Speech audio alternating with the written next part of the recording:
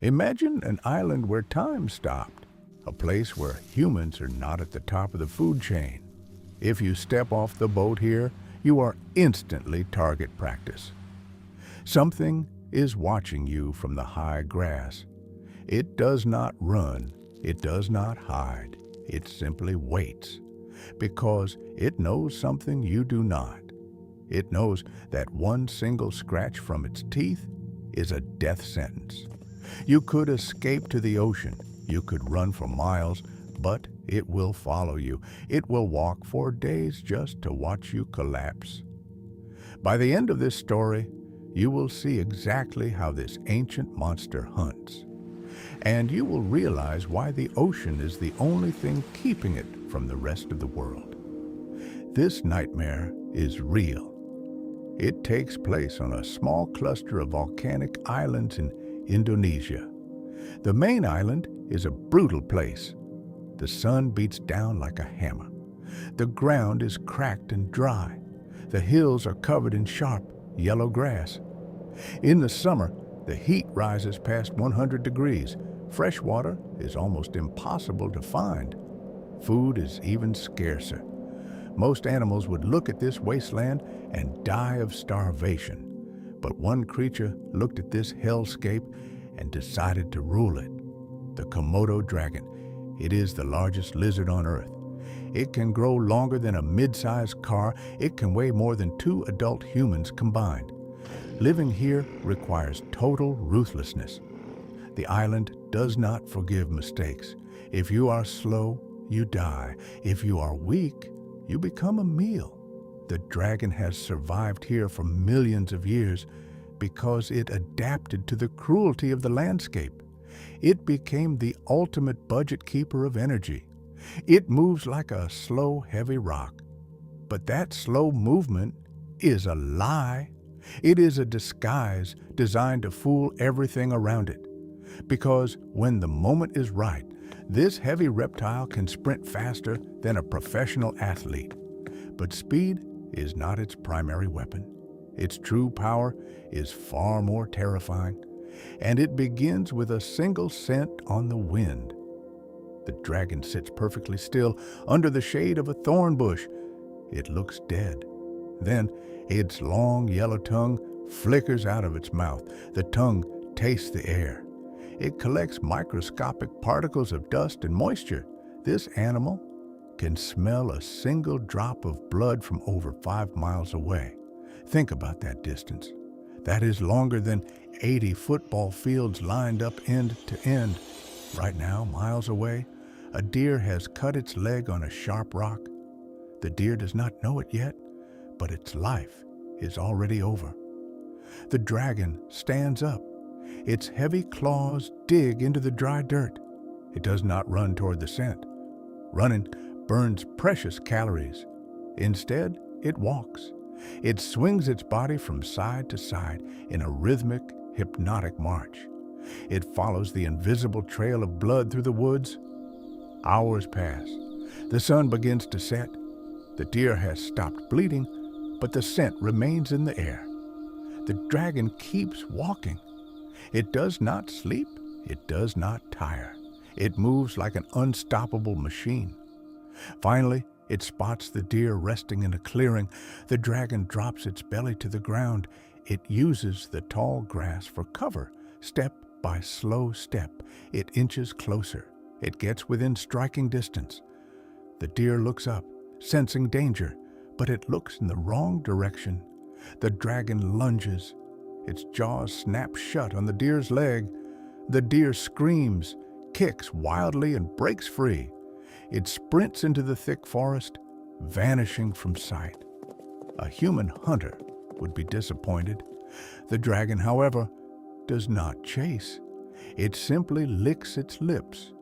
The trap has already been sprung, and the countdown has begun. The stakes on this island are about to get much higher. A deer's easy prey. But the dragon has a much bigger neighbor, the water buffalo. A water buffalo is a massive mountain of muscle. It weighs over 1,000 pounds. It has sharp, curved horns that can impale a predator in a second. It is 10 times the size of the dragon, yet the dragon looks at this giant and sees a meal. How can a lizard take down a beast that can crush it with one hoof? For decades, even scientists were fooled by this mystery. They watched dragons bite a buffalo and walk away. Days later, the buffalo would grow weak. Its leg would swell up. It would lose the ability to stand. Then the dragons would gather like vultures to finish it off. People thought the dragon's mouth was just full of filthy, deadly bacteria. They believed the prey died of a massive infection. It was a good story, but it was completely wrong. The truth discovered by modern science is far more sinister. The dragon does not rely on dirty teeth. It carries a specialized secret weapon built directly into its skull. If you looked inside the lower jaw of a Komodo dragon, you would see something shocking. Hidden beneath the gums are advanced venom glands. This is not the venom of a cobra. It does not stop your heart instantly. Instead, it is a sophisticated chemical cocktail designed to create total chaos. When the dragon bites, its serrated teeth act like saws. They cut deep, jagged trenches into the flesh. As the teeth cut, the venom flows into the open wounds. This chemical does two things. First, it stops the blood from clotting. It turns the prey's blood into thin water. Second, it causes a massive, sudden drop in blood pressure. Imagine your body losing all its pressure in a matter of minutes. You would feel dizzy. Your legs would turn to jelly. Your heart would pump furiously, but no blood would reach your brain. This is exactly what happens to the water buffalo. The giant animal walks away from the bite, thinking it escaped. But the wound will not stop bleeding. It leaks constantly. With every step, the buffalo grows weaker. We are now halfway through our journey into this island, and the true horror of this predator is finally becoming clear. The dragon simply follows the trail of blood. It can track the dying giant for over a week. It waits for the chemical cocktail to do the heavy lifting. When the buffalo finally collapses from exhaustion and blood loss, it is still alive. The dragon does not wait for it to die.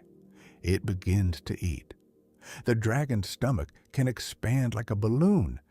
It can eat 80% of its own body weight in a single meal. That is the equivalent of a human eating 300 hamburgers in one sitting. They eat the bones. They eat the hide. They leave absolutely nothing behind. Seeing a creature this powerful makes you realize how wild our planet really is. If you want to keep exploring these hidden corners of the world with us, hit that subscribe button right now by joining us. You will never miss another epic battle for survival. But do not look away just yet, because while this monster seems completely invincible, it hides a dark, terrible secret. An internal war is raging on this island, and the dragon's next target is something you would never expect. It seems like an invincible system, but this supreme power comes with a dark, terrible price. The biggest threat to a Komodo dragon is not a water buffalo. It is not a human. It is another Komodo dragon. Food is so scarce on these islands that these predators will eat anything, and that includes their own children. When a female dragon lays her eggs, she guards them for a few months, but the moment those eggs hatch, her motherly instinct vanishes. If she catches her own babies, she will swallow them whole. The newborn dragons are born into a world of absolute terror. They face an immediate race for survival against their own parents. To survive, the babies have developed a brilliant, desperate behavior. The moment they crack out of their shells, they run. They do not run along the ground. They sprint straight up the nearest tree. Adult Komodo dragons are too heavy to climb trees. Their massive weight keeps them grounded. So, the treetops become a safe haven for the young. The baby dragons will live in the trees for up to 2 years. They eat insects, geckos, and small birds. They only come down when they are large enough and fast enough to defend themselves. But even then, they are never truly safe. To walk the island floor is to play a constant game of life and death. Every single adult dragon carries the scars of this brutal upbringing. Their skin is like chain mail, reinforced with tiny bones. They are built for war from the day they are born to the day they die. It is easy to look at this creature and see only a monster. We see the cold eyes, we see the bloody jaws, we feel an ancient human fear. But if you look closer, you see something else. You see the ultimate survivor. These islands are lonely, isolated rocks in the middle of a vast ocean. The dragons did not choose this harsh life. They were left behind by history. They are the last survivors of a family of giants that once ruled the planet. Every scar on an old dragon's face tells a story of endurance. It tells of seasons with no rain. It tells of months with no food. It tells of battles fought just to secure a single patch of shade. They do not have a pack to protect them. They do not have a family to feed them when they grow old. An old dragon must still drag its heavy body through the hot sand every single day. It must still catch the scent of blood. It must still fight for its place under the sun. There is a strange, quiet dignity in that level of resilience. They do not complain. They do not give up. They simply endure the world as it is. They remind us of a primal truth that we often forget in our comfortable modern lives. Survival is not about being the prettiest, the loudest, or the kindest. Survival is about the refusal to stop moving forward. The sun is setting over the Indonesian horizon. The red light reflects off the volcanic rock. The giant dragon finishes its meal and slowly walks back to its burrow. It will dig deep into the earth to keep warm during the cold island night. Tomorrow, the sun will rise again. The heat will return. The hunger will return. The tongue will flicker out, tasting the wind for the next sign of weakness. We came to this island expecting to find a primitive beast from the past. Instead, we found a masterpiece of evolutionary engineering, a creature that turned a desert island into a kingdom, a predator that uses time, patience, and chemistry to conquer giants.